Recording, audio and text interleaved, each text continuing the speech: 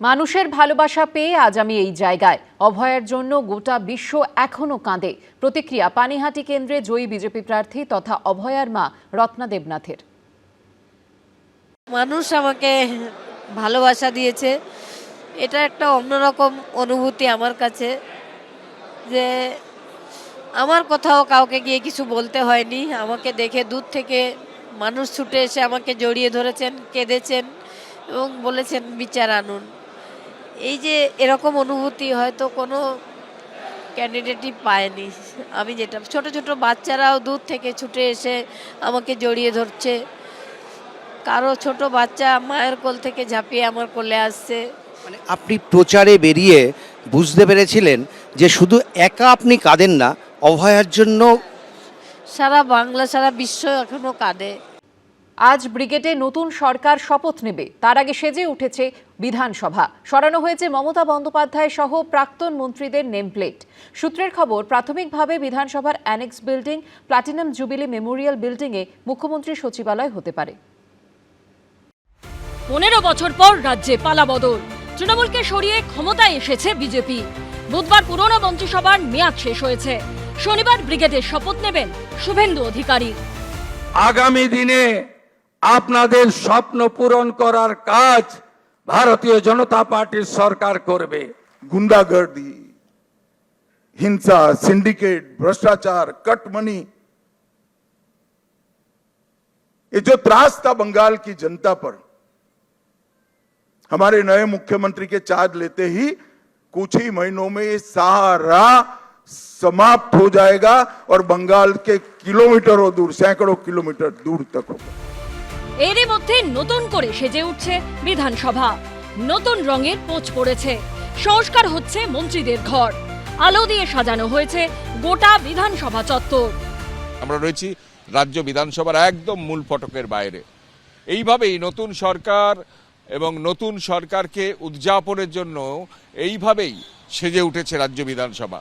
আমরা দেখতে পাচ্ছি চারিদিকে লাইট লাগানো হয়েছে। মূল যে ফটক রাজ্য বিধানসভার, সেখান থেকে সোজা যে বিল্ডিং দেখতে পাচ্ছি, মূল বিল্ডিং, অধিবেশন কক্ষ, তার ভেতরে এইভাবেই লাইটে লাইটে, আলোয় আলোয়, মালায় সাজিয়ে ফেলা হয়েছে। এবং এই যে বিধানসভা ভবন, সেই বিধানসভা ভবনের যে বাইরে যে প্ল্যাটিনাম জুবিলি যে ভবন আছে, অর্থাৎ স্মৃতি ভবন, বা তার পাশের যে অ্যানেক্স বিল্ডিং, যেটা খবর পাওয়া যাচ্ছে সূত্র মারফত যে এখানেই আপাতত মুখ্যমন্ত্রীর সচিবালয় তৈরি হবে। রাজ্য বিজেপির শীর্ষ নেতৃত্ব বারবারই স্পষ্ট করে দিয়েছে, নবান্ন নয়, তাদের সরকার চলবে রাইটার্স থেকে। সূত্রের খবর, সেখানে মুখ্যমন্ত্রী, মন্ত্রীরা কোথায় বসতে পারেন ইতিমধ্যে তা খতিয়ে দেখতে শুরু করেছে পিডব্লিউডি। কিন্তু যতদিন পর্যন্ত মহাকরণের সংস্কার শেষ না হচ্ছে, ততদিন বিধানসভার annexe building platinum jubilee Memorial বিল্ডিংয়ে মুখ্যমন্ত্রীর সচিবালয় হতে পারে বলে খবর সূত্রে। শুক্রবার বিধানসভায় মমতা বন্দ্যোপাধ্যায়, ফিরহাদ হাকিম, ব্রাত্য বসু সহ তৃণমূলের প্রাক্তন মন্ত্রীদের ঘরের সামনে থেকে নেমপ্লেট খুলে ফেলা হয়। দীর্ঘদিন ধরে বন্ধ পড়ে থাকা পার্থ চট্টোপাধ্যায়ের ঘরও সংস্কারের জন্য খোলা হয় এদিন। আমরা আজকে যে বিধানসভায় দেখছি শুনশান বিধানসভা, অধিকাংশ মন্ত্রীদের যে দপ্তর বা মন্ত্রীদের ঘর তা বন্ধ করে দেওয়া হয়েছে। কিন্তু আজকে বিধানসভার যারা স্টাফ আছেন বা কর্মীরা আছেন, তারা পার্থ চট্টোপাধ্যায়ের যে ঘর ছিল, অর্থাৎ অতীতে পার্থ চট্টোপাধ্যায়ের যে ঘরে বসতেন, সেই ঘরের তালা তারা ভাঙেন এবং পাশাপাশি অন্যান্য জায়গায় পরিচর্যা শুরু হয়েছে। আমরা যে তিনতলায় আছি বিধানসভায়, সেখানে একটার পর একটা মন্ত্রীর ঘর এখানে আমরা দেখা যাচ্ছে এবং সেই ঘর পরিচর্যা হচ্ছে। বাইরে লাইট বসছে, কাজ চলছে। আমরা দেখতে পাচ্ছি বাগানে প্রচুর কর্মী তারা কাজ করছে। রাজ্যে ক্ষমতায় আসার 2 বছরের মধ্যেই মহাকরণ ছেড়ে নবান্নে চলে যান মমতা বন্দ্যোপাধ্যায়। এতদিন সেখান থেকেই রাজ্যে প্রশাসনিক কাজকর্ম চলত। সেই নবান্নেও মমতা বন্দ্যোপাধ্যায়ের ঘরের সামনে থেকে নামের ফলক সরিয়ে ফেলা হয়েছে। এছাড়াও অর্থ, কৃষি, বিপর্যয় মোকাবিলা, দমকল, সেচ দপ্তরের মতো কয়েকজন মন্ত্রীর অফিস ছিল নবান্নে। বৃহস্পতিবারই তাদের নেমপ্লেট খুলে ফেলা হয়েছে। পশ্চিমবঙ্গে শুরু হতে চলেছে নতুন অধ্যায়। পশ্চিমবঙ্গে নতুন ইনিংস শুরু করতে চলেছে বিজেপি।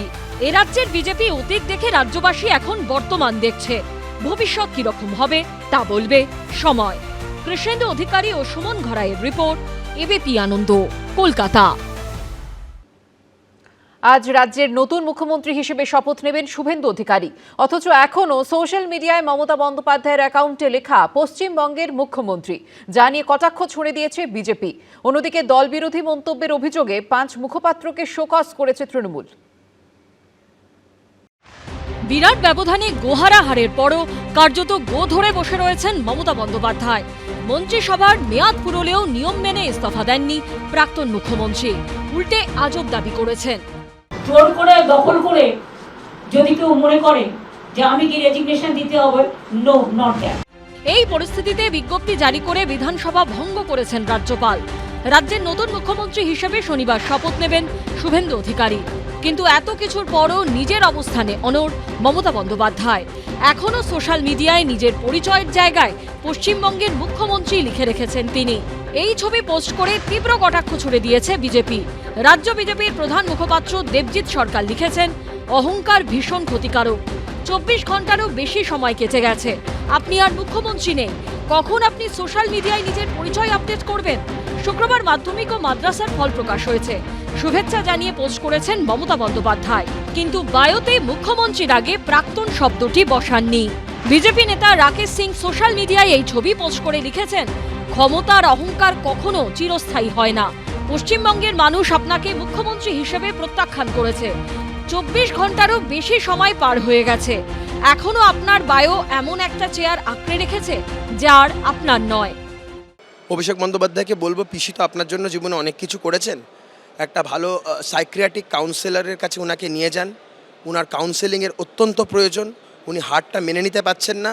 আমি বলবো Mamata Bandyopadhyay, get well soon. খুব খারাপ লাগছে ওনার এই মানসিক অবস্থাটা দেখে। উনি যতই আমাদের উপর অত্যাচার করুন, আমরা চাই উনি সুস্থ থাকুক। মানসিকভাবে উনি সুস্থ অবস্থায় নেই।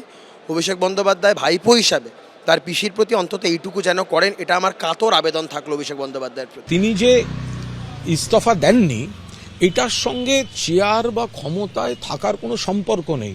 এটা হচ্ছে একটা প্রতিবাদের ভাষা। তোমরাই ভোটার লিস্ট তৈরি করেছো গাজুয়ারি করে, বৈধ ভোটারদের বাদ দিয়েছো। তোমরা ইভিএমে কি বাছাই সব অনিয়ম করেছো, তোমরা ভোট লুট করেছো, তো তোমরা সরকার করে নাও। ফলে এটা ওনার একটা প্রতিবাদের ভাষা। এর সঙ্গে এটাকে বিকৃত করে অন্য ধরনের কোনো প্রচার বা ব্যাখ্যার কোনো অবকাশ নেই। ভোটে তৃণমূল মুখ থুবড়ে পড়তেই একের পর এক নেতা, মন্ত্রী, বিধায়ক দলের বিরুদ্ধে ক্ষোভ উগরে দিয়েছেন, মুখ খুলেছেন প্রকাশ্যে। এবার দলবিরোধী মন্তব্যের অভিযোগে 5 মুখপাত্রকে শোকজ করল তৃণমূল। তার মধ্যে রয়েছেন কৃষ্ণেন্দু নারায়ণ চৌধুরী, রিজু দত্ত, কোহিনুর মজুমদার, পাপিয়া ঘোষ এবং কার্তিক ঘোষ। শোকজ নোটিশ পাওয়ার পরও চাঞ্চল্যকর অভিযোগ তুলেছেন তৃণমূলের প্রাক্তন বিধায়ক। আমি আমার কথার বাইরে হাঁটছি না, আমি তো বারবার বলছি, যে কোনো দুর্নীতি হোক, বলে আমরা এবি অফিসকে টাকা দিয়ে হয়েছি। এবি মানে অভিষেক ব্যানার্জি অফিস। ক্ষোভ উগরে দিয়েছেন দার্জিলিং এর তৃণমূল কংগ্রেসের কোর কমিটির সদস্য পাপিয়া ঘোষ। আইপ্যাক মানে আমার তৃণমূল কংগ্রেস দল নয়, আর কেনই বা বলবো না, কারণ দলের কাজ করতে গিয়ে আমি দেখেছি বহু অসুবিধে আমাদের হয়েছে, তো কখনোই কোনো কিছুই সেভাবে গুরুত্ব দেওয়া হয়নি। 24 ঘন্টার মধ্যে 5 তৃণমূল নেতার জবাব তলব করা হয়েছে। কৃষ্ণেন্দু অধিকারী, সনদ ঝা ও অভিজিৎ চৌধুরীর রিপোর্ট, এবিপি আনন্দ। এবিপি আনন্দ, এগিয়ে থাকে, এগিয়ে রাখে।